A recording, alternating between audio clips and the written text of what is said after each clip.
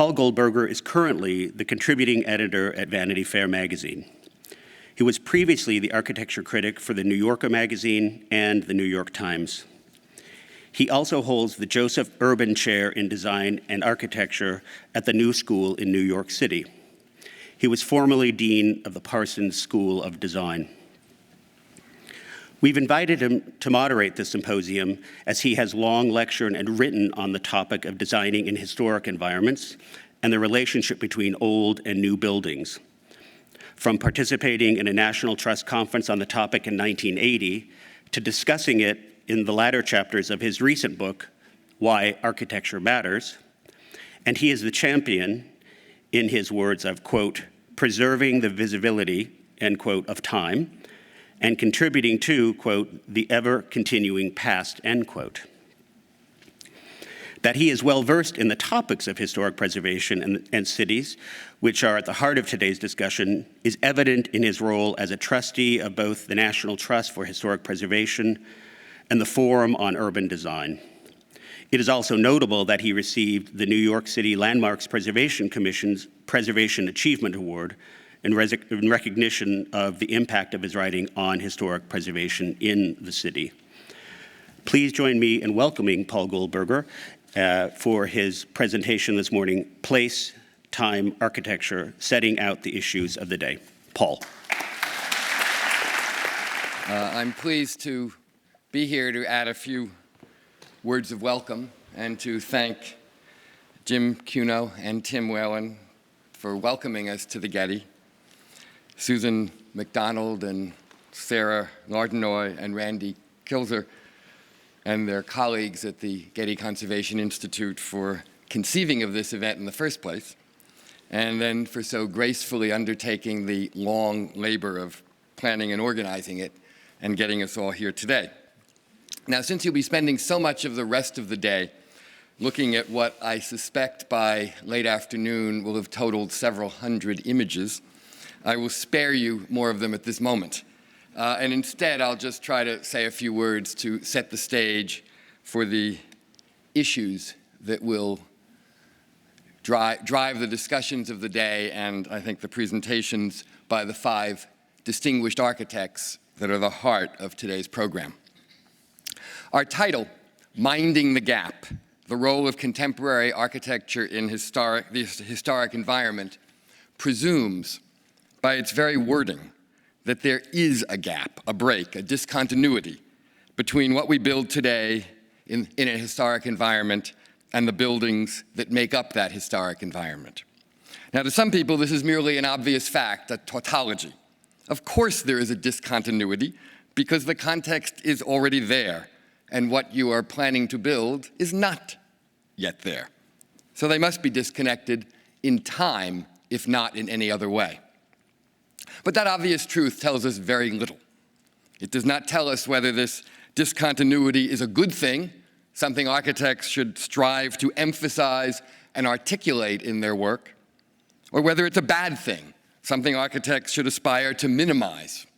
In other words, is the objective fact that a building is being designed in a different time from the buildings that surround it worthy of emphasis or of de-emphasis? Do we want to celebrate this gap or to make it disappear? The architects who've been invited to present here today have somewhat different opinions on this matter, which of course is one reason they're here. A goal of the day was not just to have 5 distinguished practitioners, but 5 who would show a wide range of work that would represent a diversity of responses to historical context, not to mention a range of theoretical positions. When this event was being organized, there was some discussion about actually classifying architects into formal groups, such as the juxtaposition group or the continuity group. I'm glad we put that initial thought aside, since those narrow labels are far too restrictive, and many architects don't fit consistently into any one of them. But arbitrary as they are, those categories do help us to understand the range of ways in which architects can respond to historic context. And an architect's stance toward historic context goes to the very heart of what he or she believes their work to be. It's hard, in fact, to imagine a more basic question, because hidden behind it are so many other critical questions in architecture that we will invariably engage in today, implicitly, if not explicitly. One question I think we will not need to engage in, however, is whether context matters, because I think we can all agree that it does. No one disputes that. You will never hear an architect argue for ignoring the context. No one will say an architect does not have some responsibility to pay attention to what is already there. In fact, indeed, the phrase respect for context has become so common, it's almost the architectural equivalent of political correctness, if there could be such a thing, since everyone, at least rhetorically, pays respect for context. So the test is not whether people say they believe that context matters, because they all do. It's exactly how they interpret that belief, in what kind of architecture it yields, in how one actually expresses the idea of respect for the existing surroundings that everybody claims to have. Should this respect for context be shown in the form of continuity of scale, of materials, of details? Or should it be expressed in terms of color, or of visual weight, or of mass? Is the notion of texture perhaps the most important thing? A sense of depth versus a sense of the flat plane that is so frequently a characteristic of modernism? Or is respect for context best expressed through some degree of formal deference, of expressing a sense of quiet and understatement, so as to allow the historical buildings to continue to exert a kind of visual dominance? Or is doing that in itself a somewhat patronizing attitude, condescending to historical context, even as you're pretending to respect it? Should we not respond to strength with equal strength, to energy with equal energy, to panache with equal panache, and to creative invention with equal creative invention? Do we rise to the challenge of context by giving it our best, whatever that may be, and no matter whether it possesses any physical resemblance to the older architecture that is near or beside it? Now, none of these are simple questions, and I think we'll see over the course of today that there are no simple answers either. And lurking behind all of these questions is a word that I've quite deliberately not mentioned at all. In fact, if we were in a more casual setting, I might call it the S word: style. Does being respectful require some degree of continuity of style? Or is designing new in the style of the old the opposite of respect? Is it another form of condescension, a way of denying the reality of time,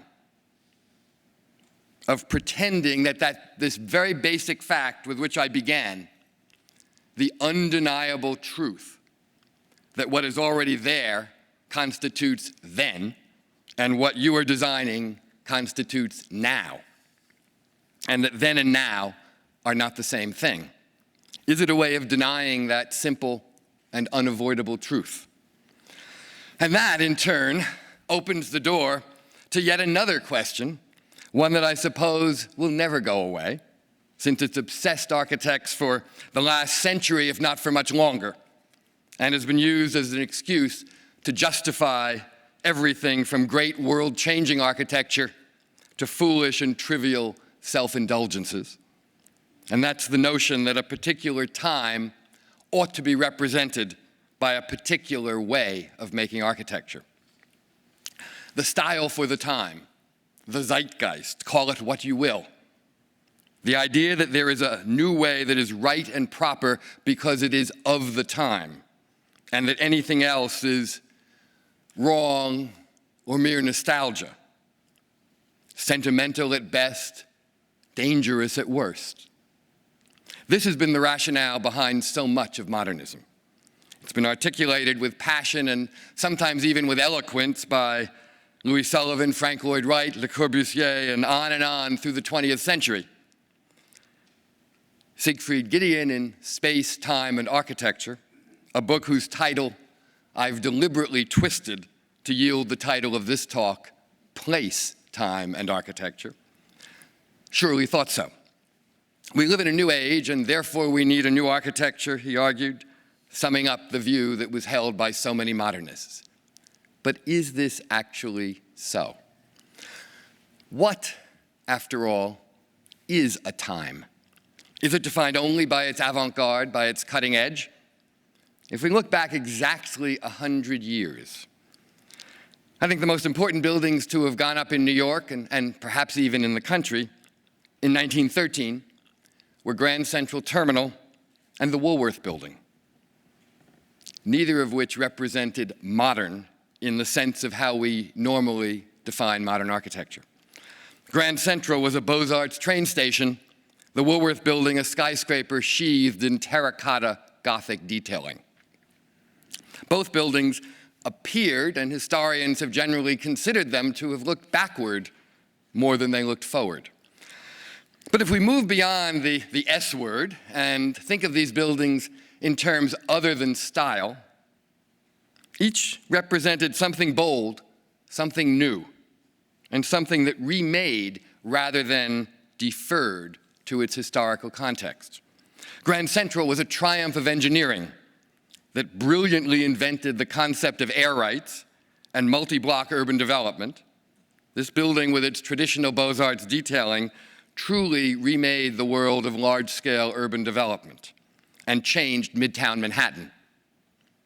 When the Woolworth Building went up, it was the tallest building in the world, which it would remain for 17 years. It was much taller than anything around it, and it represented, and still represents, one of the most articulate and convincing arguments that has ever been made for the notion that elegance and lyrical composition can make the intervention of a building at vastly different scale acceptable. Woolworth, we might say, puts the whole question of building new in historic contexts in different terms. It makes us wonder whether in architecture, as often in human relationships, maybe beauty is enough to justify breaking the rules. Now, the Woolworth Building and Grand Central were both modern buildings then, whatever their superficial dustings of historical style might have been. They were both works that depended heavily on the most advanced engineering of their time. Ironic in that modernism based so much of its ethos on the notion that technology, the age of the machine, called for an entirely different form of architectural expression. Indeed, that technology made that different form of architectural expression inevitable. Well, here we had two major works that depended on the most advanced technology and barely expressed it at all. And Woolworth and Grand Central were both, by the standards that we often apply today, rather acontextual. I don't know that either building would have passed the test of appropriateness, to use the rather genteel word that is used as the vague standard of acceptability in New York City for building in historic districts, or for adding to or changing landmark structures. What I'm trying to say here is that both Grand Central Terminal and the Woolworth Building, these two centenarians, were in fact new structures for a new age. Their architects believed, as much as Wright and Sullivan, that their age was new and different.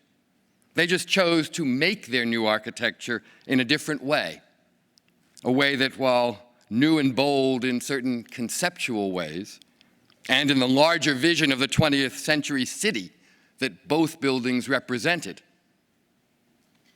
it was just not bold in terms of style, nor did it seek to be.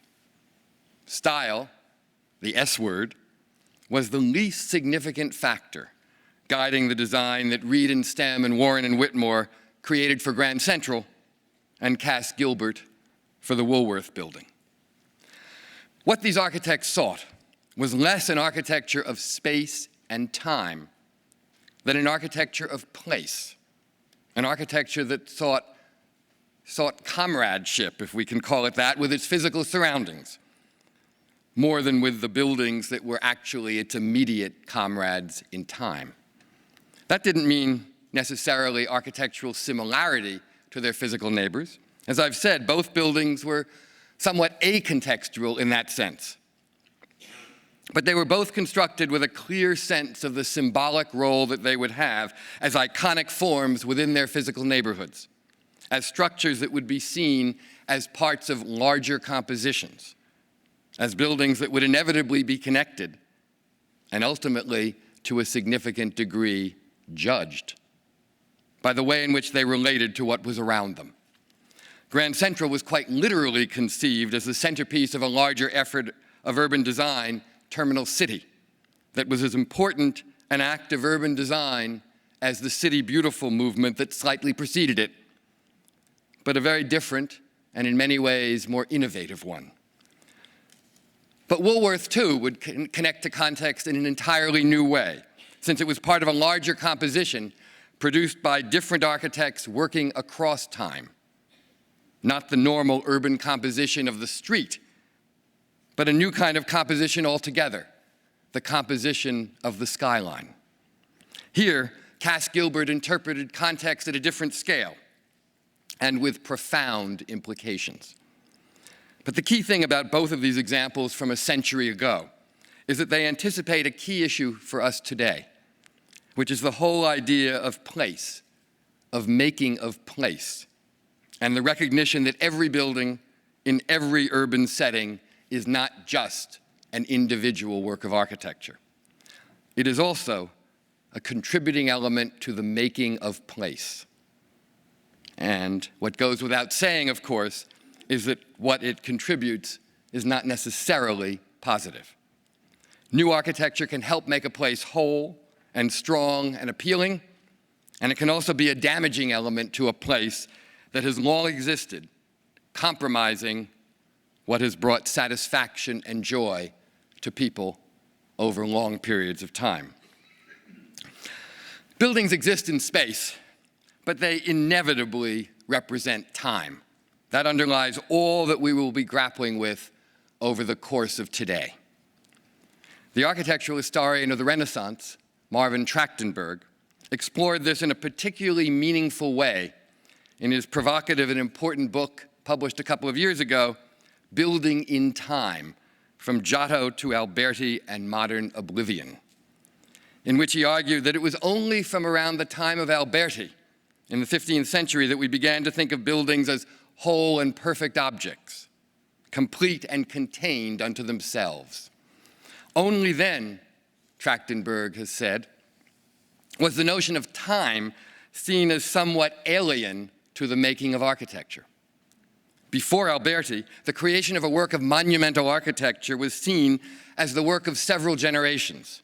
So buildings were thought to be constantly evolving, accreting new elements, losing old ones, and time itself and the changes in design and engineering that time brought were experienced as an active tool in the building process, leading almost every building to be seen, if not wholly as a work in process, then at least as a work that spanned multiple periods and took on different forms as it evolved, thus profoundly changing the way in which, rather profoundly affecting the way in which architecture and time were seen to relate to each other.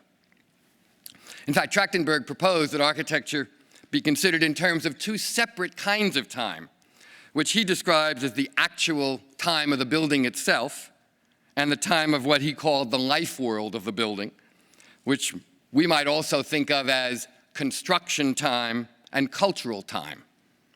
The discordance between these two, he suggests, is at the base of much of the misunderstanding and conflict about how we should treat historic buildings. And while he was speaking mainly of additions and renovations to existing historic buildings, his idea that architecture can be seen either as acknowledging time, as building in time, to use his phrase, or as denying it, or building outside of time, has relevance to the question of new building in historic contexts as well. For it brings us, I think, to the notion Lewis Mumford was expressing when he wrote, and I quote, "In a city, time becomes visible." As cogent a phrase as anyone has ever composed for the notion that cities are dependent not only on a general sense of history, of having been there for a long time and presumably on being there for a long time to come, but on multiple layers of history. And that it's the interplay, the connection between the different pasts of a place that gives the city so much of its resonance. This is not so different from what Vincent Scully was trying to say when he described architecture, and again I quote, as a conversation between the generations carried on over time. Architecture, we might say, is where the generations communicate not only across physical space, but also in real time.